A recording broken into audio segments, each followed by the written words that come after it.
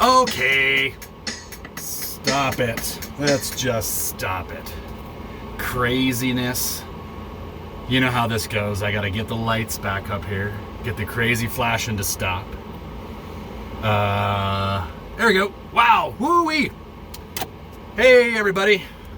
It's Uncle Chad. Let me got my fan on here. I got an air conditioner in here, so when I'm getting ready to do episodes, I turn the air on and it cools the place down. So, yeah, this is another episode of Fitzer Radio. I am Uncle Chad, and we have some good stuff for you this week. So, to say hi to everybody as usual. Lily, Ophélie, Taro, and Ajiro, and all the boys and girls out there, and anybody else that follows along. Hello. Our last episode was the July-August baby bug, and as usual, we'll be doing hobo slang with Corey, and little news, and then we're reading a book called Thanks to the Animals this week. So, yeah, let's get right after it. As we all know, we look forward to a little bit of hobo slang. So, let's see if we can get Corey out here. We got to do our normal routine. Got to ring his bell, right? Just like normal. So, let's see here. Hello. Yes, Corey, it's us. It's you again. It is. It's us again. Corey, what do you think? You want to come out and do a little hobo slang? Yep. Just give me 1 second. Okay. All right. Give him 1 second. 1 second. That's about long enough. You coming up or what? Yeah, just 1 more second. I wonder what he could be doing. What do you think Corey's doing?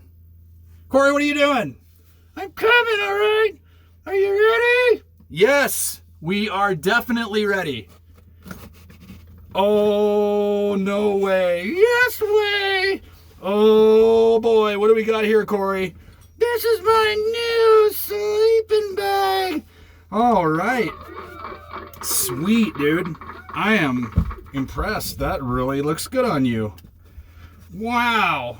Look at that thing. It fits like a glove. Get away. Sorry, I didn't mean to get too close to your face. But you're all protected besides. You know, you got your face exposed there a little bit to the elements, and you got your sleeping bag on. Yeah, it fits so well. It was like it was custom tailored. Oh, custom tailored, huh? Yeah. Well, that'll keep you warm on the train. So, are you planning any trips coming up? No, just getting used to the sleeping bag. Sweet. All right. Well, are you ready to do a little bit of hobo slang? Of course I am. All right. Well, let's get after it. Let's get after it. As usual, I have to get my list, my pencil. Let's see here. Okay. All right. Right out of the gate. First one, Corey. What is a Callie? A Callie. Can you please spell it? Well, okay, it can be spelled, it's a couple different ways. C-A-L-L-Y or C-A-L-L-I-E. Callie or Callie. You get it? Yeah, let me think here. Always thinking, Corey. Well, I got a lot of these words I had to memorize, so, you know, it takes me a little bit of time to sort through them in my head. All right, fair enough. You warm in that sleeping bag? Oh, yeah, just toasty. Sweet. Okay, what is it, Callie or Callie? What are either spelling? What do we got here? Well, if I think back, is it maybe a police station? Very good. Very good, Corey. It is a police station. It actually, the word Callie, from what I understand, comes from calaboose, which was a new one to me learning this. And a calaboose is a prison. Well, I guess that's where the word came from then, isn't it, Chad? Yep, I guess so. Okay, another one. What is a camp eye? a camp eye, like your eye. Yeah, like my eye. Let me think here. Anytime.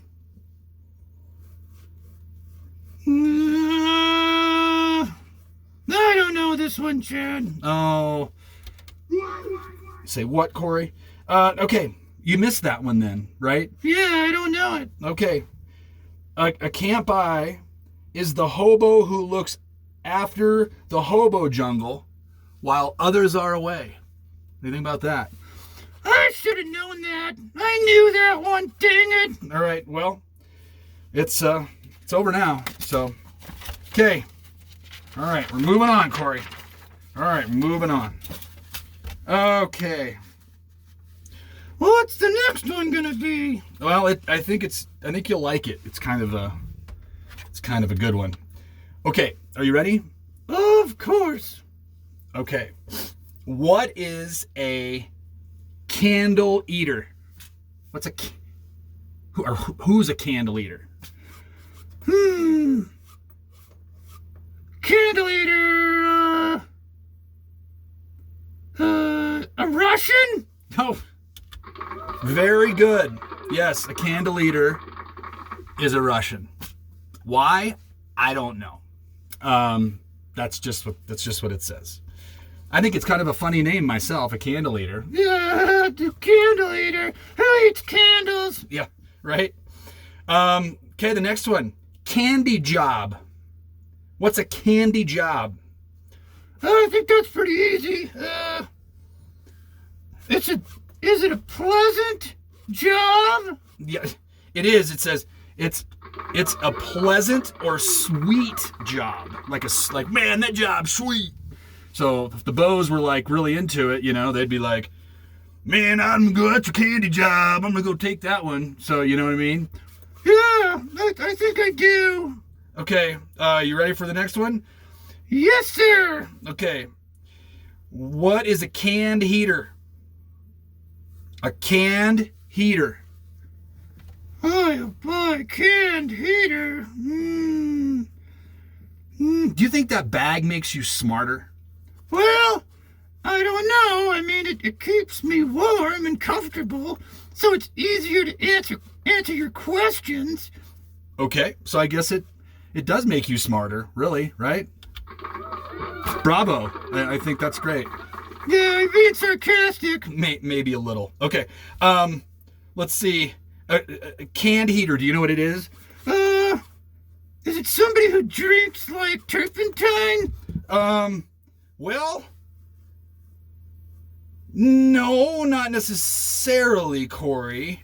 No, shoot, man. I thought I had it. But you're close. You're close. What a canned heater is one who drank a deadly potion of cheap alcohol and water, because beaus are known to do that kind of thing, right? They sure are. Well, so they didn't drink turpentine. I mean, that'd be pretty bad, but like grain alcohol and water together would be a canned heater. Okay, I guess I got that one wrong. Yeah, I'm afraid to say that you did. Okay, Corey. This next one is very personal to Uncle Chad. Everybody knows Uncle Chad likes trains, right? I think that's pretty much. I think everybody pretty much gets that. That's kind of why we do this game, is because I really like I like trains and history and all that kind of stuff. Yeah, that's no secret. Okay. But this one thing is like really, really important, and I'll explain why. But let's first see if you can get it, okay? All right, lay it on me. All right, here we go. What is the canned meat and stale punk? Canned meat and stale punk. You know how they like. Don't think punk. Okay. Don't think what a punk is. So we talk about a punk being a punk kid, but like a punk beau kid. No. Think about the letters at the beginning of the words. So canned meat and stale punk. CM and ST, lowercase t, P. Oh, wait a minute. Are you talking about the... Oh, it's the Chicago, Milwaukee, and St. Paul Railway. Bravo! Good job. Good job, Corey. I'm going to give you a... Wow. Yeah, this is a big one. So, the Chicago, Milwaukee, and St. Paul Railway is the railway that built my parents' hometowns up in South Dakota. They, in 1900, expanded west from a town called Bowdle and went across the Walworth County in pretty newly formed South Dakota, what had been Dakota Territory 11 years prior, in 1889. Wow. Yep. And they formed Java first, then Selby. Selby? Yep. They formed Selby and Glenham and a little town called Everts that was like a terminal for cattle coming off from the western half of South Dakota. Wow, that's cool. Why did they build it? Well, they built it because they wanted to access the cattle that were coming in from West River, but it was also a strategic move to try and head off their rivals, the Minneapolis and St. Louis Railway. That was just like 20 miles to the south. Seems a little laughable because the Minneapolis and St. Louis weren't exactly it didn't end up being any kind of a big system at all, but the Chicago, Milwaukee, and St. Paul Railway was reorganized later into the Chicago, Milwaukee, St. Paul, and Pacific Railway, which became known as the Milwaukee Road. But the Chicago, Milwaukee, and St. Paul Railway was not known as the Milwaukee Road. No, it was known as the St. Paul. So people like get that mixed up. I don't blame anybody because that's like old-timey history. But that's the truth. So the St. Paul built the branch line into Walworth County, and then it was operated later on. It became part of a transcontinental line that went through Mobridge and West River and over mountain ranges all the way to Seattle, Tacoma. Wow! Yep, it started as a branch line, and then like 5 years later, the board of directors of the railroad decided to build all the way to the Pacific coast. And then in like the 20s, after a reorganization or a receivership bankruptcy, then it became the Milwaukee Road. So, everybody happy? Absolutely! Wow! I didn't know! It's kind of like one of the main reasons why I love railroading is because I love the history of the Milwaukee Road, and this is part of it. So thank you, Corey. Thank you for getting that one right. No problem. Yep. So that's pretty cool that you got the old canned meat and stale punk Chicago, Milwaukee, and St. Paul Railway. So, all right. So Corey, this one should be easy. This is kind of one of these terms that people kind of know, and it's in a song. What's a cannonball? Oh, that's easy. That's a fast freight. Yes. Yep, a cannonball is A, fast freight, or B, the mythical hobo's train, which is fast and goes everywhere. Wow, I love that idea. Yep. You could go to the Corn Palace anytime you wanted. Oh, the Corn Palace. Yeah, man, that place is awesome. Sure is. Okay. So, what does the term mean if you say a captain, like a captain of a boat? What's a captain of a boat? Oh, here's the big shot. He's in charge. Yep, there you go, Corey. 10 for the head man or the big shot. Captain. What's up, Captain? What's up, Captain? Yep, you got it. And what's a card man? What's a card man?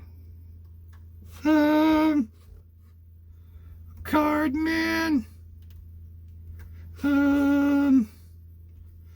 I don't know. Card man.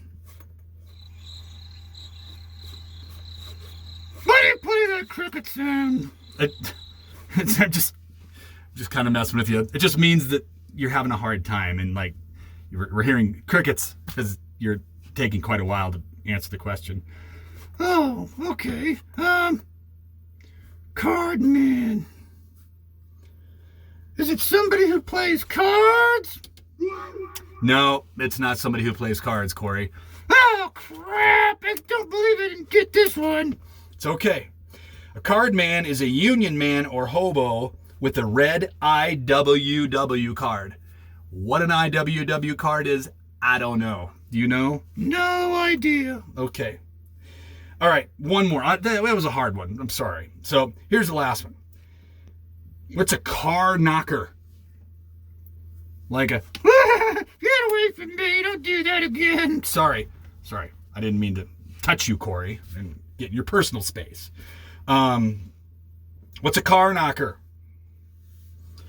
I think this is a guy who runs around with a hammer or a mallet and hits the side of grain hoppers. It's not, unfortunately. But you were sort of on the right path. It's a yard man who works assembling trains. So that was close. Sorry, Corey. Why are you making fun of me? it was close. Car knocker, you were close. I'm sorry. There are guys who do that, who actually go around grain elevators and bang the side of a car to get the whatever stuff is sitting inside of the hopper down, and it knocks down and falls out.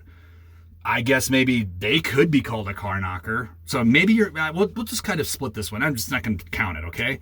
Oh, all right. That's cool. Thanks. You're always helping me out, Chad. No, you're my buddy. You're my pal. So, okay. Moving on. We are done. We are done with hobo slang. So a little bit of news. Corey, are you ready for what's coming up here in what we've got going on here in the next few weeks? I think I know where you're going with this. Yep. So school has started.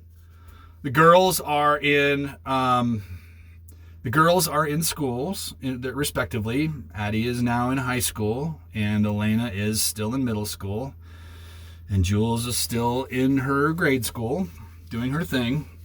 And but things are a little different at home now, right? Because everybody's got to get up and get out, and some days I got to take them and take them to school, and some days I don't.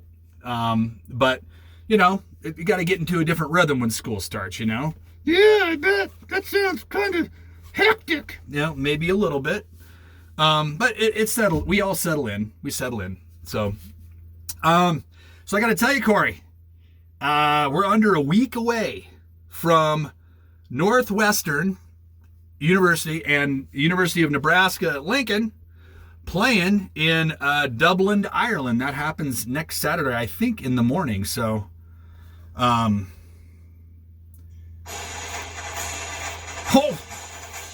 how about that, Corey? Little. There is no place like Nebraska.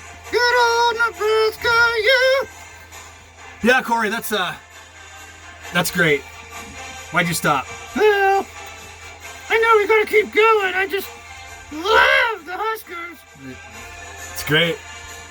Here, just keep it rolling. So anyway, they're playing in Ireland. I'm not sure why. I guess it's kind of raises the profile. I'm not sure why. Go Huskers! Good job. I'm not really sure why.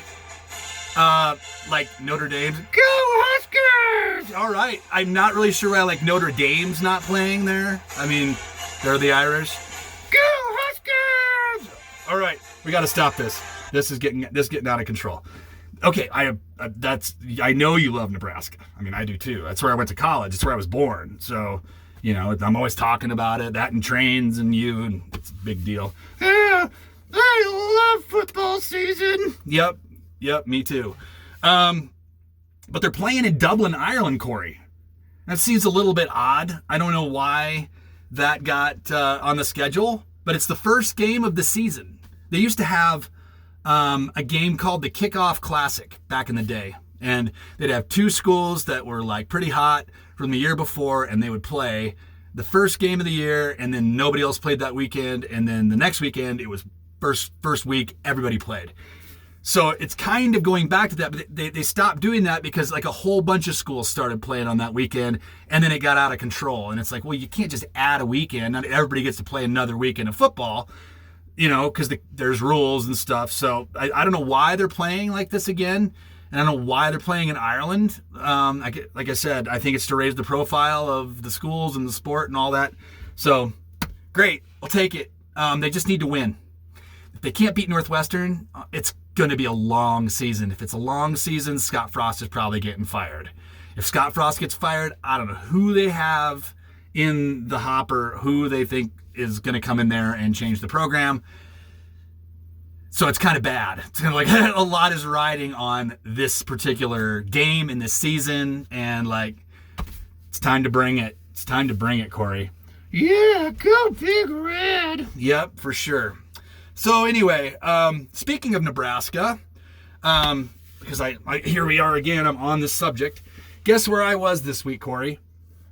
Did you go to Nebraska? I did. I left on Tuesday and flew into Omaha, drove to Fremont, spent the night, and then got up, and I had a couple meetings in a town called Seward, and then I went on to a town called Louisville, and then I went back to Omaha and saw my cousin Paul. How's Paul? Oh, Paul's good. You know Paul? Well, You've heard you talk about him before. Yep. He lives in Omaha, and he made his famous enchiladas, and they were good. I didn't have enough time there with him. I had to get down the road. I'm going to get some here. Oh, yeah, okay. Thank you for taking care of me. No problem. I had to get down the road and get to Nebraska City, home of Arbor Lodge, of all places. All right. Yep. And then the next morning, I had to get down to a place called Seneca, Kansas, just across the Kansas line. Ooh, into Kansas, huh? Yep, into Kansas. Had a meeting, and then headed right back across the line, and ended up going over into Iowa a little bit. Iowa! Yep, over into Iowa. Did you see any corn? I saw a whole bunch of corn. I saw a ton of corn. It's all tasseled out and starting to turn a little brown, and I even saw a couple places where they had gone in, and it looks like they tried to pick it a little bit. Put it in a combine? Yep, put it in a combine. And not many, but most of the fields were still lots and lots and lots of corn, and then on to the airport. Wow, that's all great. Yep, and ended up flying home then on Thursday afternoon, and just a short trip to Nebraska. So I was there, and it was Nebraska. So. All right, cool. Did you see any trains? I did see a couple trains, I think. Yeah. Just from a distance. Coal trains mostly. Nothing particularly special. Oh yeah, I saw some trains backed up on the across the Missouri River Bridge down by Plattsmouth, Nebraska. That's BNSF's main line from Chicago to Denver. Oh wow, that's great. Yep, pretty cool. So then I have one little extra bit here for you specifically.